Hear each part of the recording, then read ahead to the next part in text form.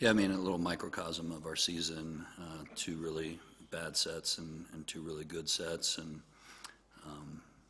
I thought in sets 3 and 4 we played well enough to win. We made a couple critical errors down the stretch in set 4, and BYU is obviously a very good team, big and physical. But, we played some new kids tonight trying to get out of the hole that we were in for the first 2 sets where we were hitting negative. And for the most part, I thought that was success. We're still making some mistakes that have to clean up if we want to win matches like that. But last two sets were a step in the right direction, and I'm not sure what lineup we're going to play next week. We have to figure that out. Hey, Coach. Ben West with Volleyball Sports. You said those last 2 sets stayed very competitive with a ranked good BYU team. What can you say with what that says about the team? Yeah, I think what it says about our team is that we have the potential to play really well, and then unfortunately we have the potential to not play well. And if we want to be a successful team, we want to continue to grow, we gotta figure out how to be in the right frame of mind early in matches, which has been a struggle for us. And that being said, if we play like we did in the last 2 sets, we can be competitive with the teams we need to be. Colby Wyatt with Volleyball Sports. So just in general terms, how are you feeling about the rest of your schedule? Of course, it's all Big 12 opponents. In general terms, I think this is our third or fourth home match. I mean, I like that, we've been front-loaded on the road early, and after this road trip to the Texas schools, we get to spend some time at home, which I think will be good for us.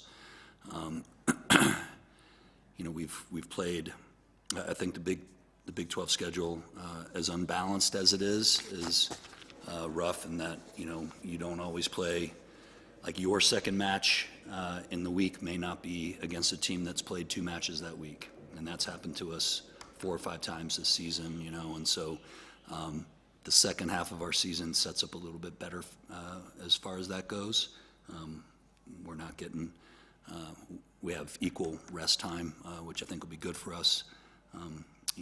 We're a little bit tired after Wednesday and didn't have some pop tonight, and we got to get back to being healthy and being able to score in some key positions. Anna finished with 17 points tonight. What can you say about what she means to the team day in, day out? Yeah, I thought the best thing Anna did tonight was serve. She had 13 kills and was good in 2 sets, but she did a really nice job from the service line.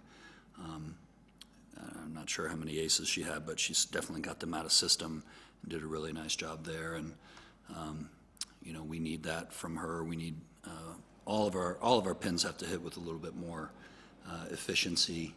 And that comes from passing a little bit better as well. So just a follow-up question.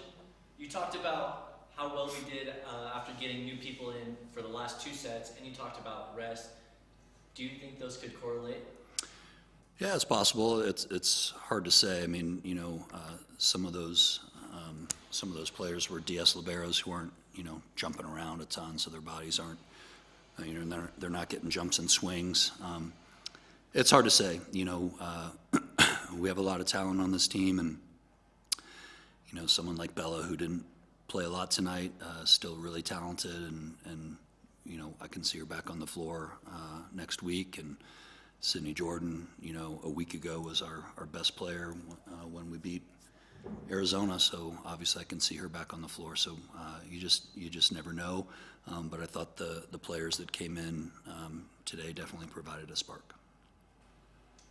Maria Spolska had her first match of the season. Obviously played really well. You chose to start her at this beginning of the second set. Tell us a little Yeah, you know, Maria's a really good player, has played in a lot of high-level international competition, played for the junior national team in Poland. Unfortunately, we didn't have her for most of August, so she's having to work her way into our systems and getting comfortable. The best thing that she does is block, and I thought she did a nice job of that tonight. She also made some mistakes that she's going to shore up as well, and but it was good to have her come in and like I said, provide a spark. Coach, it was a great night overall with just how the atmosphere was in terms of family weekend and obviously a great crowd. How are you what's your message to your team after a tough loss like that, even though, there were some positives within that? Yeah, you know, the message, we lost 2 at home, and that shouldn't happen. And, you know, the good part of it is, what we talked about at the end is, you know, it's all within our control. You know, there's no team that we've played that I don't feel like we can compete with. So that's the good side of it. The flip side of that is it's within our control and we're not controlling it. And we have to continue to,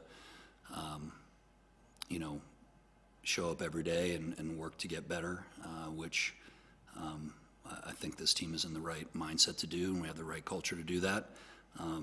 It's obviously tough to play well and not get rewarded with a win. And so, you know, hopefully we see that and feel like, you know, we can play well, and we have to extend that. But we go on the road to play 2 top 25 teams next week, right? You know, so nothing's easy in Division I athletics. I mean, it's going to be a challenge, and that's great. We gotta stand up to it. Thank you, Coach. Thank you. Go Buffs.